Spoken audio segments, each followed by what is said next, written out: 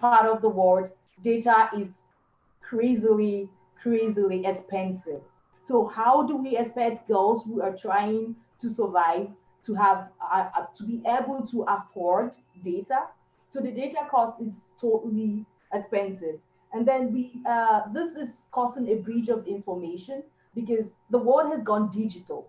And then if these girls don't have access to the digital world, that means they're out of the world. That means they're not part of the society right now. They don't have access to information. They don't have access to what is happening in the world. They don't know how to move from the world. And then we talk about the digital space of learning and all of that. I mean, you don't expect people who don't even have access and can provide data for themselves. They can't even eat well, and you expect them to be in the digital space learning. How do they go about that? So it's been a very terrible time for us, and we are unable to reach out to some of these girls that we are working with and we were working with before the pandemic, because since we cannot access the internet, or they can access the internet, we cannot access them. So we don't know how they are doing, we don't know if they're fine, we don't know what is happening in their lives, and it's causing a bigger gap than was existing before the pandemic. So Yeah. yes, basically this is what we are facing. Thank you very much for the Yeah, question. thank you. That was very insightful. And is there anything you'd like to add, Beatrice? Yeah, hi again. In addition to what Mary Jacob has said, right now in Kenya, there's a program going, the Kenya Youth Employment Program, and it is being applied online. So girls in the rural areas are missing out because they can't access phones with internet connectivity. And even if they have the phones, the bundles are, are not affordable at all. They are very expensive, and they also have their own priorities. Like I'm a teenage mom, I have to buy my baby milk, and I also want to buy bundles. So I'll prioritize milk and leave out the bundles. So I'll miss so much on the employment program. And then there is also the digital learning. Right now, children are being given lessons online. And because I cannot afford a phone, I cannot even afford bundles. So by the time people go back to school, I'm far behind. And those in urban setups are far much ahead of me. So you find that my education, I cannot get good grades, I cannot compete, I cannot equally compete with others, me as a young mom and as a mom in a rural setup. And then you find that this has also brought a lot of peer influence. Now that my friends have the phones and I don't have the phone, so I want to be like my friends, I will end up uh, being vulnerable and may even get into sexually harassment. I may sell my body or start, I even get pregnant again. Already this, my one baby is a problem, and then I'll be adding another baby. I may even get STIs, and it is now becoming a problem. And just to add on top of on top of what I've said, I may be having a phone, I may be having the money to buy the internet, but my parents see that the internet is not secure. It is not secure for me as a young mom. So they may tell me that no, you can't access the internet. So I'll miss a lot. Thank Yeah. you.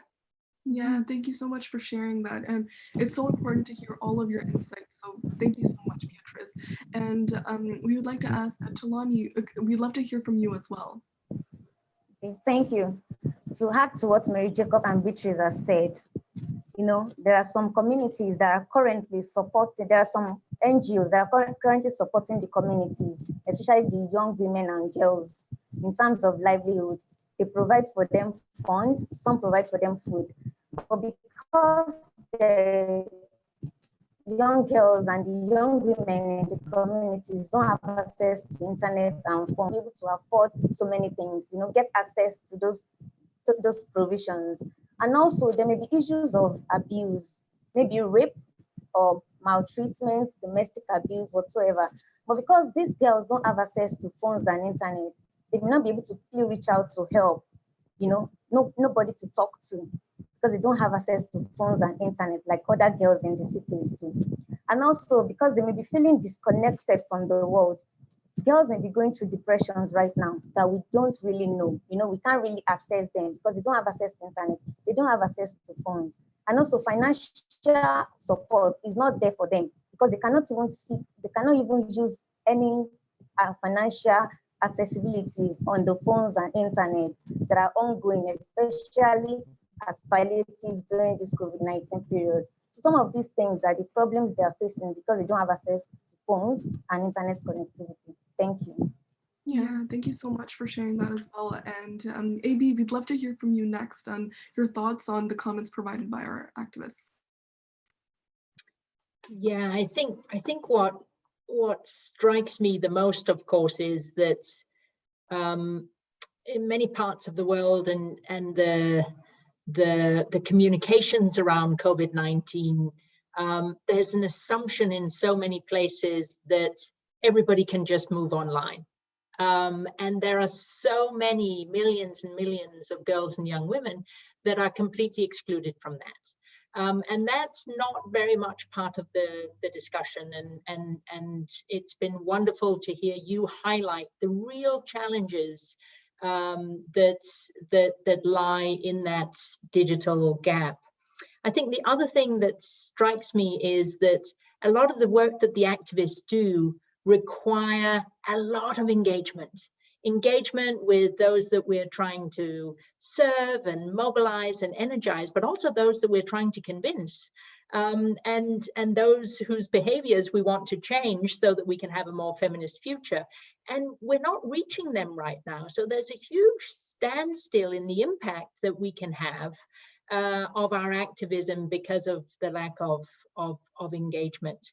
But I wanted to also maybe reflect a little bit on what organizations like Plan can do right now. And we're obviously advocating everything we can with governments to make sure that the barrier to digital access, whether that's making sure that there's connectivity in the most deprived communities, whether the providers lower the costs or even provide education at zero rate, so that once you're on an education program that you don't actually have to pay for the data at that time.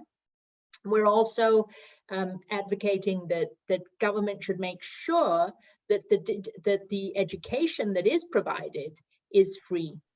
But I think what we've seen more and more of our staff and colleagues and partners do is actually resort to low-tech solutions, not smartphone solutions, but just getting radios into the hands of girls in communities, making sure that there's active educational content on the radio that girls can access. And a small radio costs almost nothing and can be active and good and for many, many years. So we're sort of moving between high-tech solutions and very low-tech solutions just to make sure that as many girls as possible can access and continue their educations.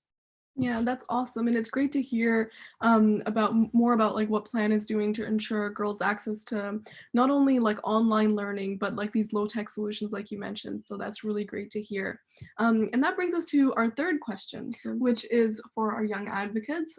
We have heard what Plan is doing and it's incredible. And now we want to know, is your youth-led network managing to work around these issues of connectivity, and how are they managing to do that? So we'd love to hear from Mary Jacob first.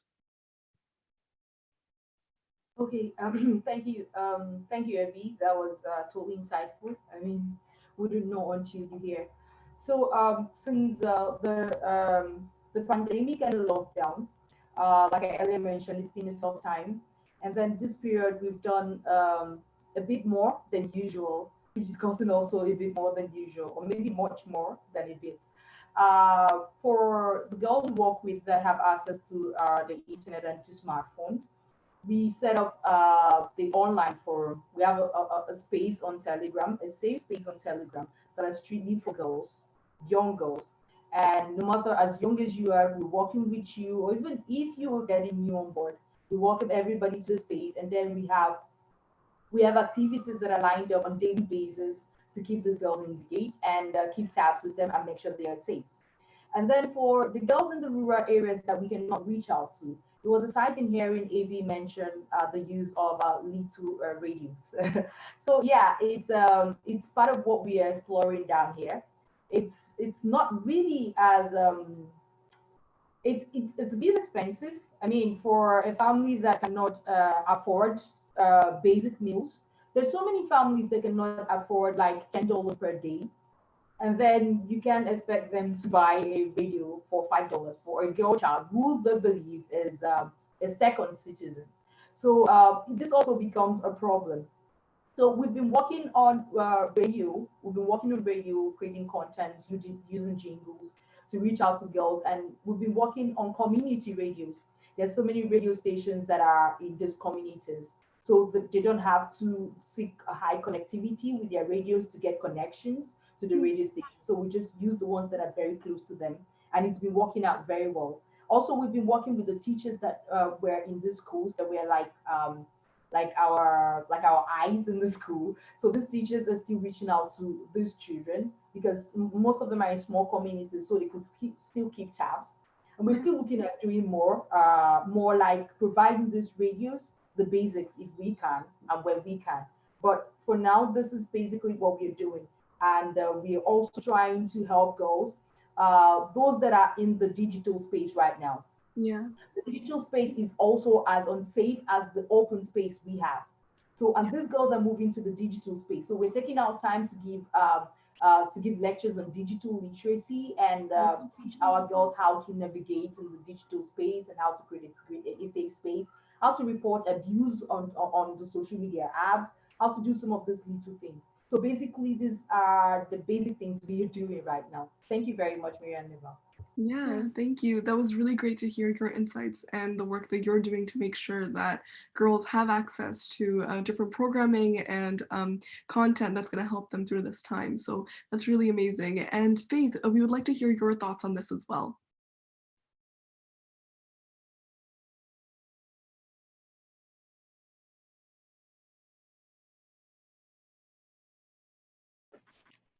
Faith, please could you unmute yourself, Faith?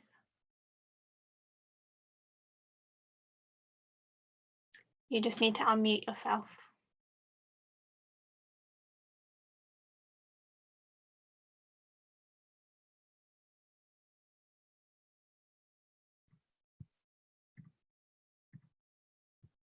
Let's see.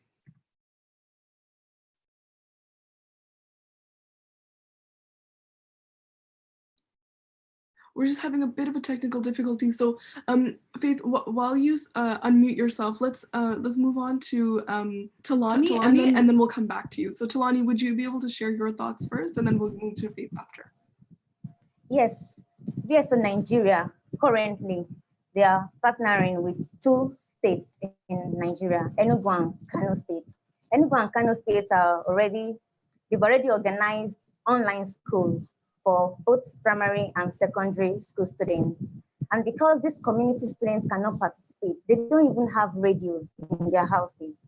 You know, just like Mary Jacob has observed, they don't have radios in their houses, most of them. So they're working to provide radio transmitters in such a way that the community students will be able to attend, they will be able to participate in all of the classes that are going on the radio stations. And then by the time they resume, they'll be up to date with their peers, even in the cities post COVID-19. So that is what VSO is currently doing about the connectivity issue, apart from other palliatives they're doing. Thank you very much. Awesome. Thank you so much for your insight. And let's see, Faith, is it working now? If not, we can come back again and allow you to share your thoughts on this a little later on in the conversation. Yeah, it looks like the audio is still not working. That's okay. We'll move on and then we can come back again. So our next question is for you, AB. How will Plan commit to working with young people as partners in the COVID-19 response and recovery? Yeah, so engagement with girls in every aspect of our work is part of our DNA. So we're totally committed to girls' participation in program design, in campaign design, in monitoring how well we're doing. I think in one of our strongest shows of true participation we launched a few years ago the global campaign Girls Get Equal, which is the world's largest campaign led by girls, designed by girls, to make sure that they are equally heard, seen, and valued. But we're not perfect, and we need to, particularly at times of emergency response and quick pivoting and reallocation of funds, we need to make sure that we are truly engaging with girls in that process so that the design is best. And so we're trying to hold ourselves to account, and we're trying to hold governments to account for doing the same, because time and time again we've seen that girls are invisible to governments, whether that's central government or local government, or to teachers, or to certainly school leaders. They are not consulted on what's needed. And you know, my biggest worry right now is that we will be planning to get, you know, children at large and girls back to school, but nobody will actually have listened and heard what they have gone through during this period to make sure that when they come back to school, their needs, their experiences, their traumas are addressed as part of the education system. So that would be a huge gap, and also a missed opportunity. Yeah, definitely. And that's actually a great transition to our next question to our panelists, which is, what are some measures that you believe governments and other stakeholders should take to get girls to return to school? Pooja, let's start with you. We'd love to hear your thoughts on this. Yes, Namaste, I'm Pooja. I believe that government and stakeholders should take 3 concrete steps to get girls back to school. Firstly, the government have to provide scholarship to girls to rejoin their school, and governments have to provide stationery and dresses that will be a free of cost, so that parents don't have to worry about to send their daughters again at school, and they feel safe too at school. At school also, girls would be rewarded on the basis of their performance they did on the school. They should do mm, more good and better in their education by the rewarded, uh, or they prized by the some gifts and stationaries. They will be motivated. And the second thing they can do is to maintain menstrual hygiene facilities at school. This means having water in the toilets, pads, dustbin for disposals, and painkillers, so that and girls need space to rest while in pain, as well as friendly teachers need to. So such types of tips or preventive measures can take, government to take. And lastly, even after the COVID-19 pandemic settles down, the schools have to take preventive measures like maintaining social distancing at classrooms, proper hand washing services, use of sanitizers and masks, regular physical checkup by health worker at school, so that girl feels safe, more safe at school also. And adolescents friendly girls school must be adopted at every country. So this must have written here. I want to say that preventive measures this should government should take. Thank you for listening. Yeah, thank you so much. Those are all such great ideas. And we'd love to hear from Talani next. Is there anything that you'd like to add? Oh, I think you're muted as well. Do you want to unmute? Yeah. Perfect. To add to what she has said, government should provide scholarship for the girls especially, because most households would have lost their means of livelihood during this pandemic. And if they provide scholarships, it will encourage the girls to go back to schools, because some parents might even want the boys to go and then allow the girls to stay back at home because they don't have enough funds. But if the governments and NGOs provide scholarship opportunities, I'm sure they will be able to go. Also, like other NGOs can do what VSO is doing, because they are very involved in social inclusion and gender. So they can help to bring girls back to the classes. NGOs are very closer to the community girls, even than the government. So they can help bring these girls back to school. And also, teachers should be well enlightened, or they should be trained to be more gender sensitive and not gender biased. They should allow girls to take more leadership roles in classes. And also, they should allow them to respond more so that they will feel comfortable being in the school environment. And also, there may be awards and recognitions for girls that do well in school. Then STEM courses, science, technology, engineering, mathematics should be the girls and give them practical ways by which they can catch up with latest technology so that they can go to wherever they want to go to. And the last I want to talk about is awareness. Awareness is very important, especially in communities where they have, ideologies of male superiority. They believe that girls end up in the kitchen, and but it's so funny, but some people believe that even in the country, in the kitchen, boys are supposed to go to school. But girls can actually contribute so well to the economic growth of this nation and the world at large because they are intuitive. So if they are allowed to be well educated, if the parents are given awareness, come back in classes. Thank you very much. Yeah, thank you so much. And AB, what are your thoughts on what governments can do during this time and stakeholders as well? So I think we've heard some really good suggestions from Pooja and Tulani, and I would simply add that any education response plan at this moment that doesn't realize that often the only meal that girls got, or the most nutritious meal that girls got during the day, was the one they got at school, and now they're going without that and they have to replace that. Any government that doesn't realize that many girls have the only access they have to sanitary towels, etc., they have at school. Governments that don't and that has to be replaced. Governments that don't understand that NGOs are providing through the schooling system often both comprehensive sexuality education and in some countries actual sexual and reproductive health services to young girls, and that needs to be replaced. They will fail in terms of their response plans. So we need to make sure that they listen to girls, understand what girls are not getting right now, and then the additional burden of care work and other things that have come with this particular crisis.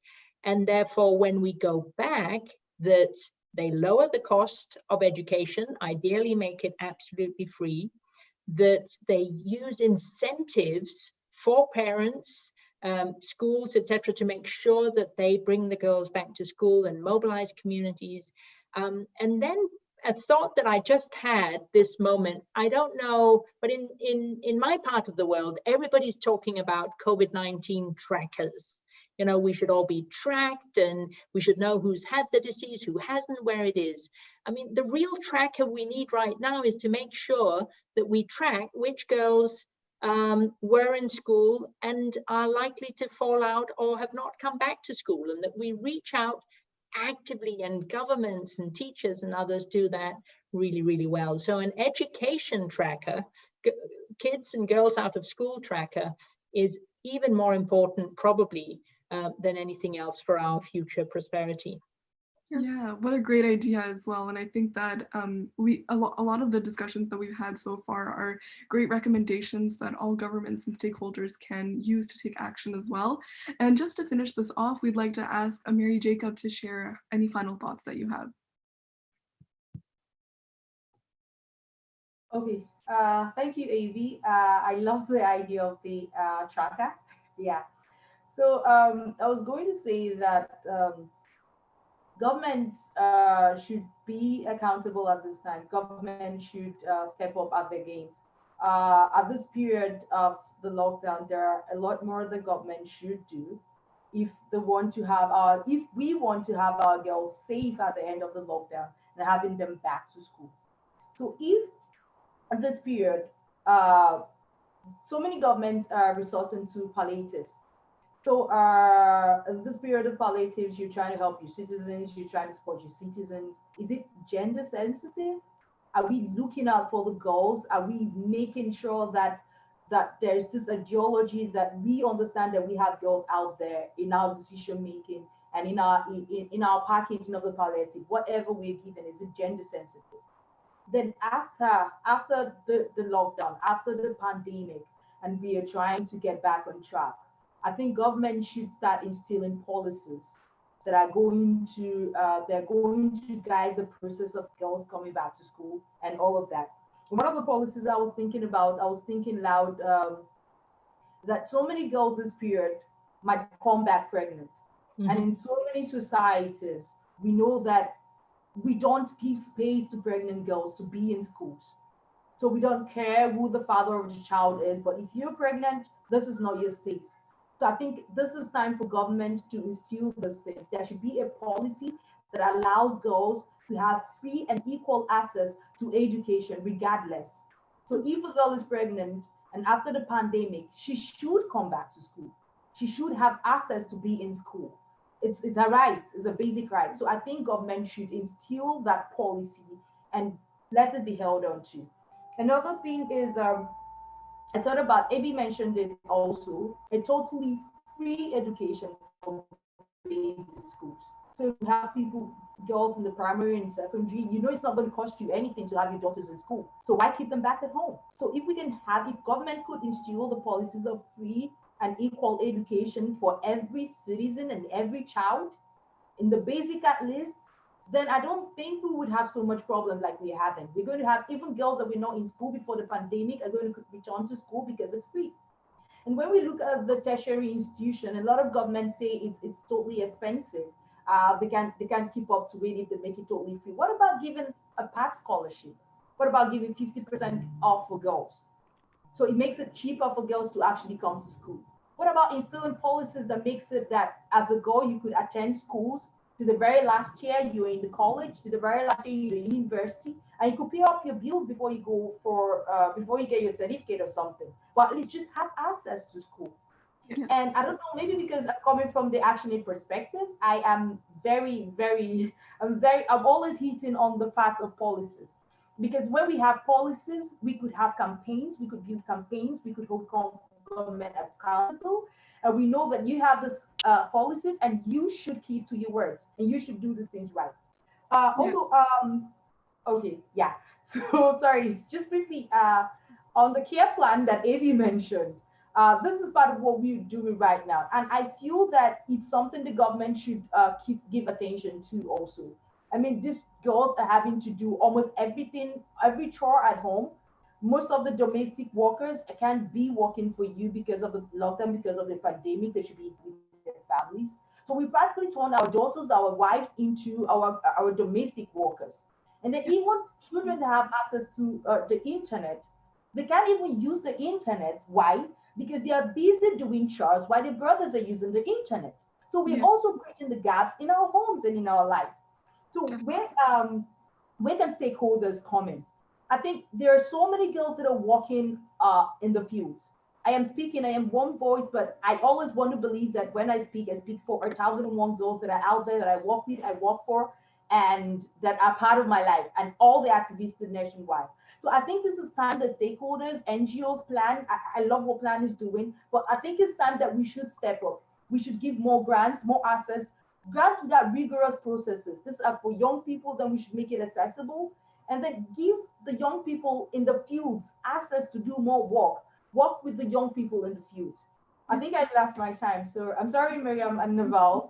Thank you No. very much. But I mean, this are basically things I think, yeah, would help. Thank you. Yeah, and we can see that you're so passionate about this as well, and your suggestions are really awesome. And we have connected with Faith again, so we would love to hear your perspective as well, Faith. If you could add anything in addition to all the great ideas that have been shared so far. Thank you, ma'am. We are still managing to continue with our activism with the connectivity issue in Liberia. The consolidated effort of young people in the fight against the coronavirus is a key part on our side. Our work focuses on awareness, visualizing capacity, our network of volunteers, online engagement, multimedia campaign, information sharing, online platforms, to source of sanitary pad for young women to stay in school this pandemic during this unusual time in Liberia. So what we are doing online messages, we are doing online awareness, online campaign, our focus on awareness. So in this pandemic, that we can help to secure the girls that are out there in Liberia.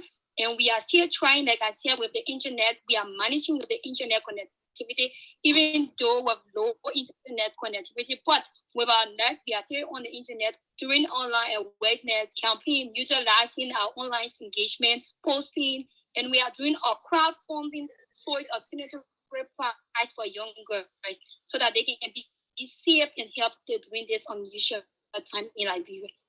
Absolutely. Yes. Thank you so much for sharing that as well. And that brings us to our next question, which is, we know that the pandemic has made existing gender inequalities worse, and we've brought this up throughout this discussion as well. But how can we use this crisis and the attention that is on girls' education right now as an opportunity to accelerate change? Beatrice, would you be able to begin? Okay, thank you for giving me this chance. We can use this crisis and the attention that is on girls' education right now as an opportunity to accelerate change by having discussions with our local radios, because many of our girls cannot access internet, yes, but they can access the local radios. And on these local radios, we can talk about topics that have always been put aside, topics like mental health, reproductive health rights, and and how to stay safe during this pandemic, so that after the pandemic, we will have that few number that we've always wanted, that few number with pregnancies, few teenage moms. That is what we will achieve after the pandemic. And then we should be involving the young people in decision making. Right now in Kenya, there are a lot of committees, there are a lot of platforms that are discussing on issues of how we get a new normal after the pandemic. We should include the youths, not only to sit in the committees, but we should also hear their voices and at least try to listen to what they're saying and put some of what they're saying into action. And then we should also develop programs that involve our parents, because parents are the number one drivers to change. So we should develop more programs to attract our parents. And lastly, we should, right now that we are at home, we should encourage the girls, if they have problems, if they have any issue, health issue, reproductive health issues, any problem, even the GBV, they can go to the hot things and the total free, and they can get some help, because it is much, you won't feel the anxiety for to listen to the caregivers. Or in cases that there is no phone, they can work with the champions of change that's already on the ground. Right now, a chief or an officer is very free. He or she is at home, so a girl can walk up to the chief and see if what I will say right now, will the chief do it? What they used to say that we are busy, we are doing this, we are doing this, but right now they don't have something to do. So let's keep them busy. Any issue, any problem, any idea, any decision come up with, and it is just a chance that our referral system to being forced by Girl Advocacy Alliance, we were being encouraged to follow. Can you know this referral system, are they really working for the gender-based violence cases to be had, for our problems as girls to be had? Thank you so much for sharing that.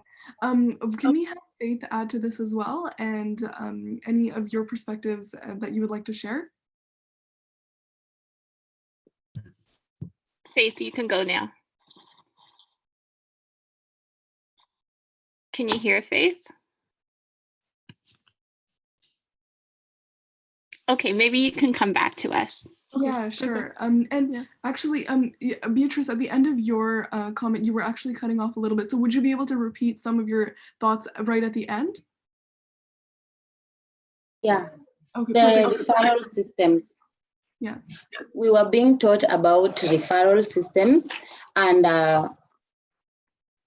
how to use them to report the GBV cases. Right now, it is a chance for us to prove that these referral systems are really functioning. They are really working. Now that every single person is at home, Yeah. we need to test our referral system. Can we report our cases? Can our cases be solved? Can our problems be heard?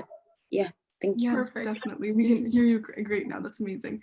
And Faith, if you're ready to go, we can hear from you next.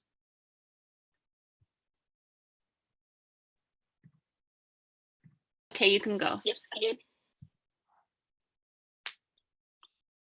Try speaking now. Should I go? Yes. Yes. Our focus should be in mitigating existence of challenges that are facing during the education of girls, such as teenage pregnancy, sexual and gender violence, and abuse that may be prevalent and not recorded of the statistics during this lockdown period. Our attention should also be driven to the issue of awareness and engaging our young girls and stakeholders alike to ensure that they have safe space and safe advancement during this pandemic period. Yeah, perfect. And that's amazing. And it's really always great to hear the insights that you girls have. And that's awesome. Like, thank you for all of your incredible thoughts and your ideas that you're sharing as we near the end of this conversation. But AB, is there anything you would like to add to these comments that have been made by our wonderful activists? Thank you, and I'm really struck by what Beatrice said about using this time where teachers and school leaders and protection staff and support staff are actually not in the office and possibly can't provide or do the work that they would normally do, to really think about the new normal.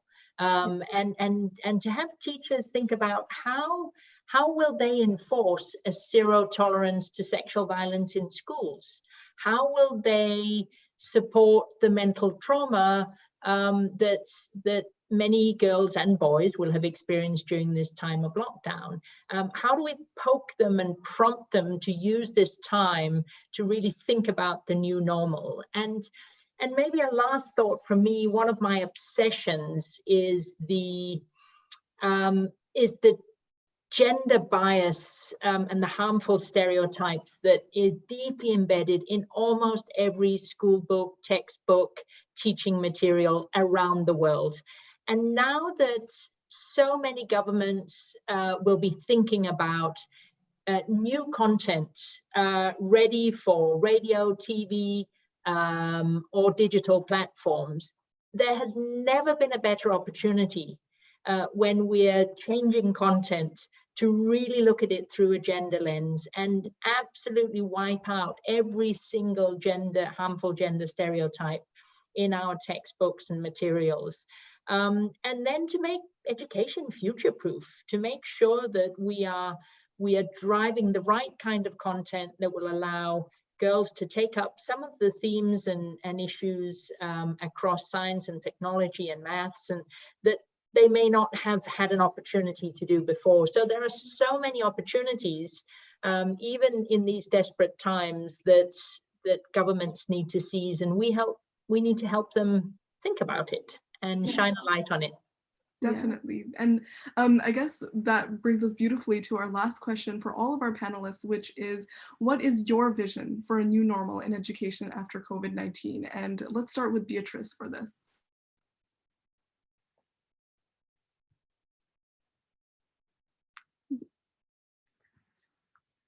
Okay, my vision for a new normal. My vision for a new normal is a world. A girl is a world where a girl is not just a committee member, but a decision maker in the committee. That's amazing. Beautiful. And can we have Mary Jacob go next?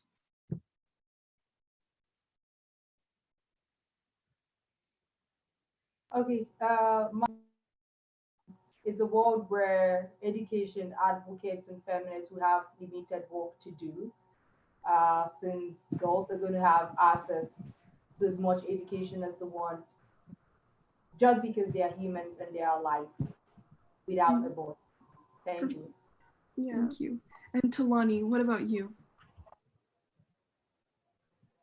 Yeah, is to see a world where all girls go to school and are well educated, and also to see a world where all girls have access to latest technologies and they can use it as well, as much as boys can.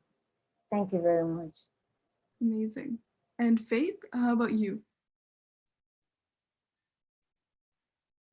Faith, what is your new normal? Today, my vision. I hope we can have. Hello? Yes, we can hear you. My vision for a new normal.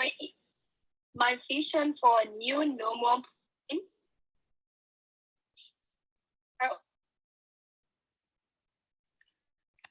of technology for educational advancement and increase the learning opportunity for children, most especially girls in the rural setting. Thank you, Faith. Thank you so much. And Pooja, how about your thoughts on this?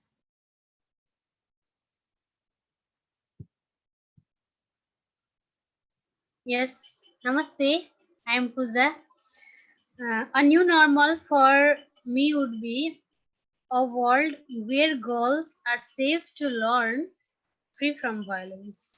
Yeah, amazing. Thank you for listening. Of course. Thank you for joining Miriam us. and Naval, Faith would like to repeat it. She's on speakerphone, so hopefully you can hear her more clearly now. Faith, would you like to repeat? Okay.